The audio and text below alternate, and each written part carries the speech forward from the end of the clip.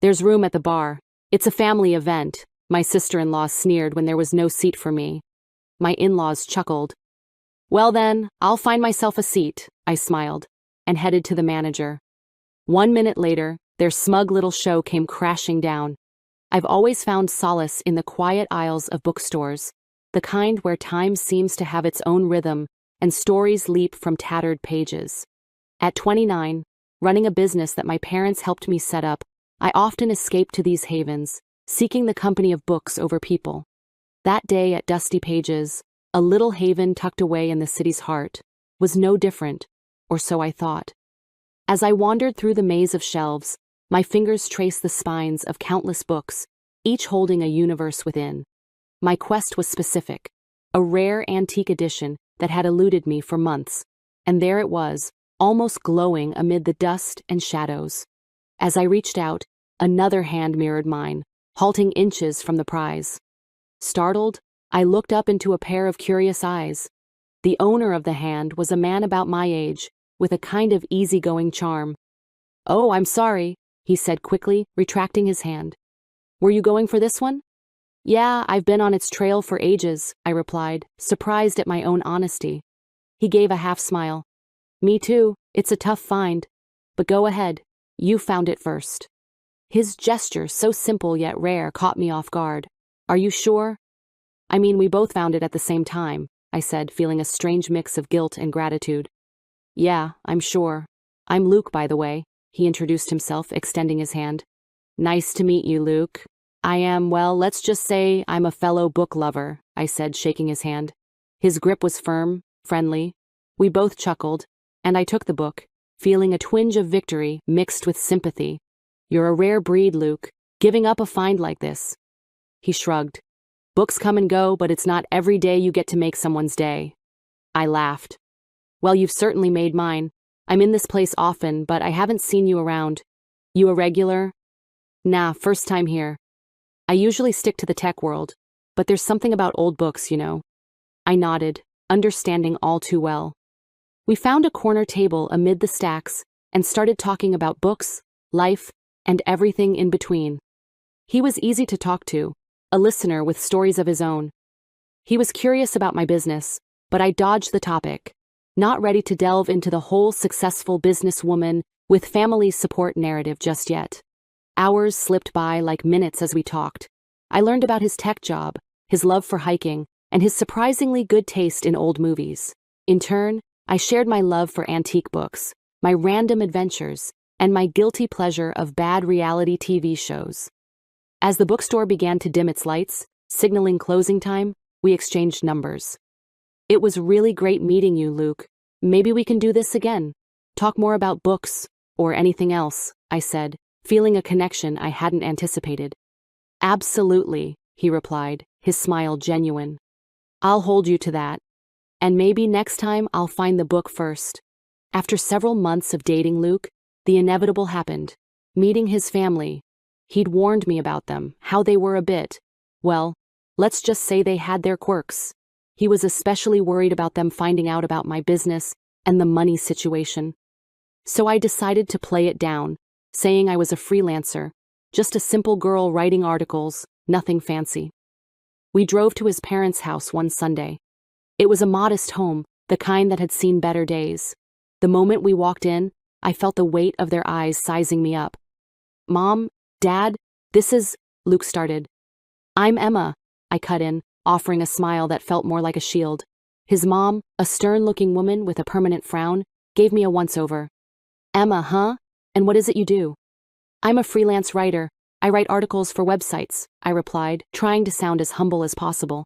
His dad, a quiet man with a knack for disappearing into the background, just nodded. But it was Luke's sister, Haley, who spoke next.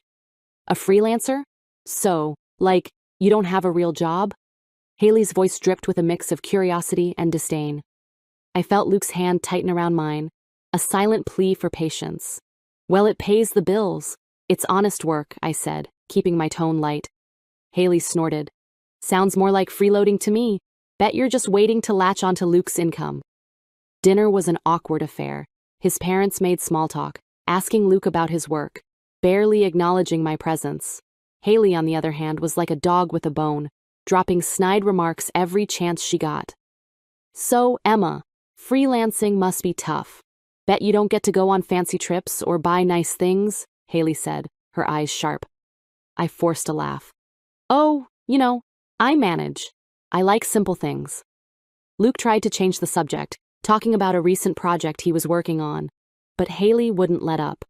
And what about kids? Planning on any? Or would that be too much for a freelancer to handle? She pressed on. I could feel Luke's frustration growing, mirroring my own. We haven't really thought that far ahead, he said, his voice tight. The rest of the evening passed in a blur of uncomfortable exchanges and forced smiles. Things started heating up after that awkward dinner with Luke's family. It wasn't long before his mom and sister, Haley, began dropping by our place uninvited. They'd come in, plop themselves on the couch, and make themselves right at home, often staying for hours. It was like they were marking their territory, reminding me that I was the outsider. One such afternoon, while Luke was at work, his mom and Haley showed up. As usual, they made a beeline for the kitchen, expecting to be fed. I had just made some sandwiches for myself, which they took as an invitation to lunch. So, Emma, still freelancing? Haley asked, taking a bite of the sandwich I had made for myself. I nodded, trying to keep my cool. Yep, still at it. It's going well. And how much does that bring in if you don't mind me asking? His mom chimed in, her eyes scanning my modest living room like she was calculating my worth. I shrugged. Enough to get by. I don't really discuss my finances. Haley smirked. Must be nice living off Luke while pretending to work. I clenched my jaw, feeling my patience wearing thin.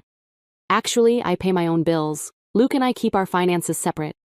Their prying continued, but I dodged their questions, keeping my answers vague. They seemed to take pleasure in trying to undermine me, questioning my lifestyle, my job, even my relationship with Luke. Then came the family dinner at Luke's mom's place.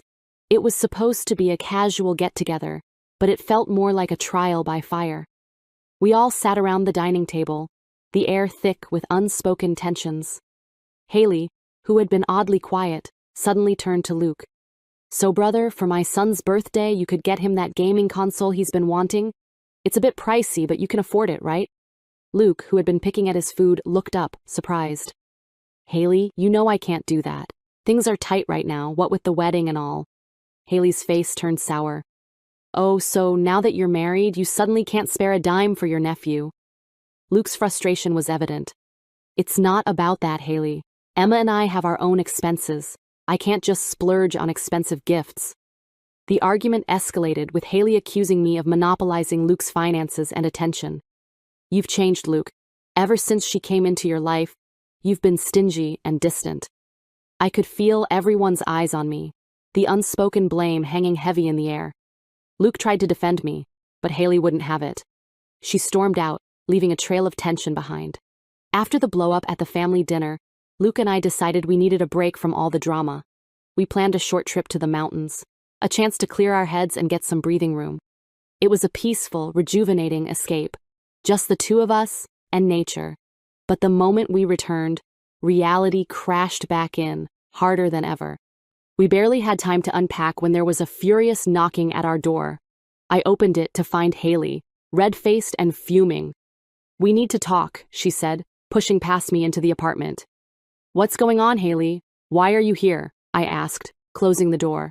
She whirled around, eyes blazing. Don't play dumb, Emma. I know what you're doing.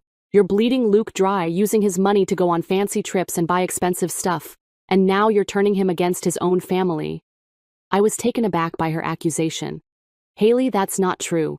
We both pay for our expenses, and this trip was planned long ago. She wasn't listening. You think you're so clever, huh? Making him think he doesn't need us, that we're just after his money. But I see right through you. Luke came out of the bedroom, having heard the commotion. Haley, what the hell? You can't just barge in here and start accusing Emma of nonsense. She rounded on him. Nonsense? Look at you, Luke. Ever since she came into your life, you've been different. You used to help us, be there for us. Now you're just her puppet. Luke's patience was wearing thin.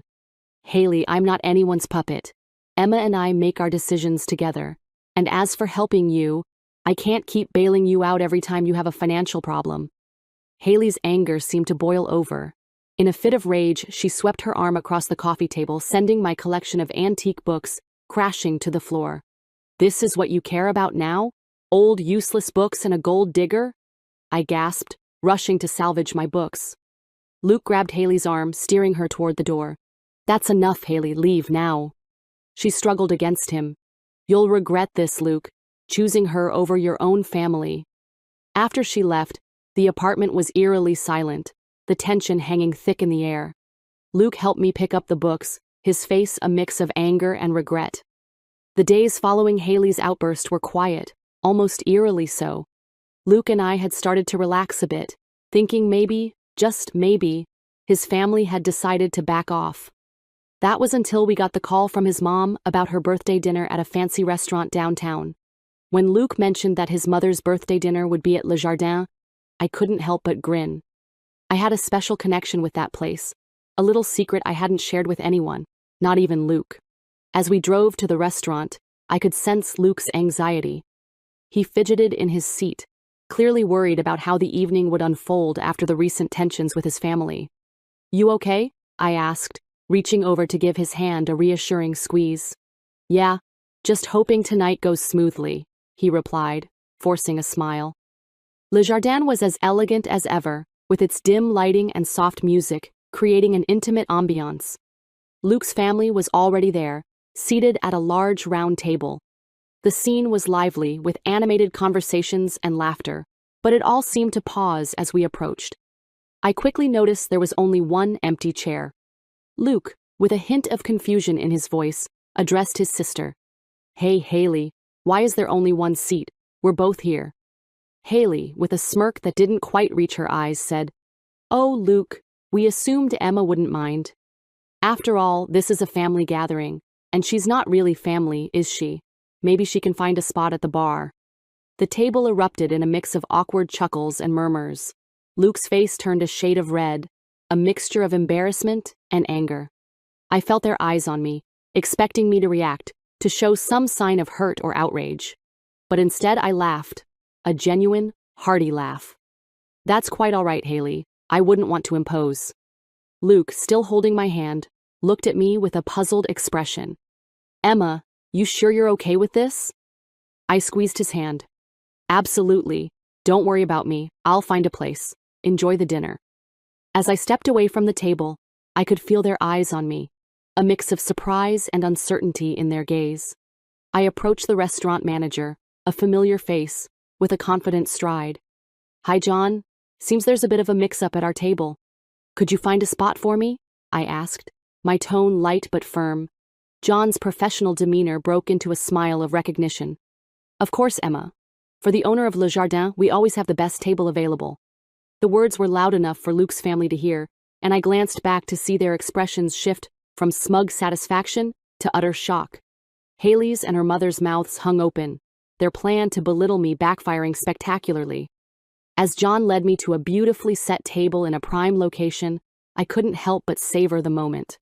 The irony of the situation was delicious, and their stunned faces were a sight to behold. Sitting at my own VIP table at Le Jardin, I couldn't help but feel a mix of triumph and amusement. Luke sat across from me, his expression still a mix of shock and pride. "Emma, why didn't you tell me you own this place?"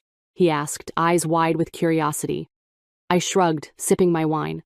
I guess I never found the right moment, and honestly, I wanted to keep some parts of my life just for me, at least for a little while.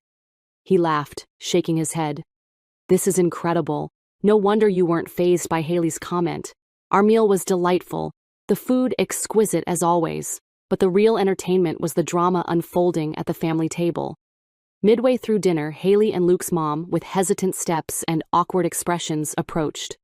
"Emma, we didn't know," Luke's mom stammered, clearly struggling to find the right words. "Yeah, about the restaurant and you owning it," Haley added, her usual confidence deflated. I put down my fork, giving them a calm look. "It's okay. Not many people do. I prefer to keep my business affairs private." Luke's mom fidgeted, glancing at the other table where the rest of the family was pretending not to eavesdrop. I mean, about the bill tonight. We assumed you'd—" I raised an eyebrow. You assumed I'd pay because I own the place. They both nodded, visibly uncomfortable. I could tell they were expecting me to bail them out of the awkward situation they'd created. I leaned back in my chair, choosing my words carefully. Well, as much as I'd love to treat everyone, I think it's important for us to stick to what was planned. It seems someone said, I'm not a family member, right? The look on their faces was a mix of surprise and embarrassment. Haley, usually so quick to speak, was at a loss for words. They returned to their table, their departure marked by a few curious glances from the other guests. Turning back to our meal, Luke let out a low whistle. Well, that was something. I laughed, the tension from earlier completely diffused. Just a typical dinner with your family, huh? He nodded, his eyes still on his family's table. You know, I'm starting to think these dinners are cursed. We finished our meal in peace, the atmosphere at our table starkly contrasting with the palpable tension at the family table. As we left the restaurant, I felt a sense of closure, like I had finally established my place in this complicated family dynamic. Their attempts to belittle me had backfired, and in revealing a part of my life I'd kept private, I had gained an unexpected upper hand. The ride home from Le Jardin was filled with a mix of silence and soft music playing in the background. Luke seemed deep in thought, occasionally glancing at me as if he was about to say something, but then deciding against it. Finally, as we pulled into our driveway, he spoke up. Emma, I'm really sorry about tonight. My family, they can be too much. I turned off the car's engine and looked at him. Luke, it's not your fault, but we do need to talk about this. He sighed, running a hand through his hair. Yeah, I know. What do you think we should do? I took a moment before answering. I think it's time we set some boundaries. Your family's behavior has been out of line, and tonight was just... it was too much. Luke nodded, his expression grave. I agree. I just never expected things to get this bad. Haley and Mom, they've always been difficult. But this... it's not just about Haley and your mom, I interjected. It's about respecting our relationship, our choices. They can't keep treating me like this. Luke reached for my hand, squeezing it gently. You're right. I'll talk to them. It's time they understood they can't walk all over us. The following day, Luke made the call. I could hear bits and pieces of the conversation from the other room. His tone was firm, resolute. After he hung up, he came into the living room, looking somewhat relieved but also apprehensive. I did it. I told them we need space, that their behavior is unacceptable.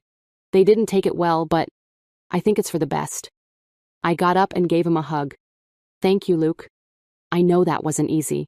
He hugged me back tight. You're worth it. I should have done this a long time ago. The weeks that followed were surprisingly peaceful. No unexpected visits, no snide remarks, no drama. It was a relief, but also a bit surreal. One evening, as we were enjoying a quiet dinner at home, Luke looked up from his plate. You know, I've been thinking, maybe this break from my family is a good thing. Gives us time to focus on us, on what we want. I smiled, reaching across the table to hold his hand. I've been thinking the same thing. It's nice, isn't it? Just being us, without all the noise. He nodded, a contented smile spreading across his face. Yeah, it really is. Cutting ties with Luke's family wasn't an easy decision, but it brought a sense of clarity and peace to our lives. It was a step toward prioritizing our happiness and well-being, a step that was long overdue. Sitting on our living room couch, Luke and I were enjoying a quiet evening. The room was filled with the soft glow of the lamp and the faint sound of a jazz record playing in the background. I couldn't help but reflect on the roller coaster of events that had unfolded in our lives recently. Luke, I started, breaking the comfortable silence. Do you ever think about how things would have been if we had just, I don't know, given in to your family's demands? He looked over at me, his eyes thoughtful. Sometimes, yeah. But then I remember how unhappy we were, constantly trying to please them. I think we made the right choice. I nodded, feeling the weight of his words. It's just crazy, you know, how much we've been through because of all this. It makes me wonder what's really important in life. Luke reached out and took my hand, giving it a gentle squeeze. What's important is this, us, being honest with each other, standing up for what we believe in. I smiled, feeling a sense of warmth spreading through me. You're right. I guess it's all about finding a balance, isn't it? Between dealing with family and staying true to ourselves. Yeah, balance, he echoed, his gaze shifting to the window. You know, before all this, I always thought family was about sticking together no matter what. But now I realize it's more than that. It's about respect, understanding, and sometimes distance. I leaned my head on his shoulder. I never expected my life to turn out like this. Meeting you, starting a business, dealing with all the family drama. It's been a journey. And what a journey it's been, he added with a chuckle. With its ups and downs, but I wouldn't change a thing. We sat there in silence for a while, lost in our thoughts. The challenges we had faced with his family had tested us in ways we never anticipated. But through it all, we had grown stronger, both as individuals and as a couple. That evening, as we sat together, I realized that life is unpredictable and often challenging. But with the right person by your side, it's an adventure worth every moment.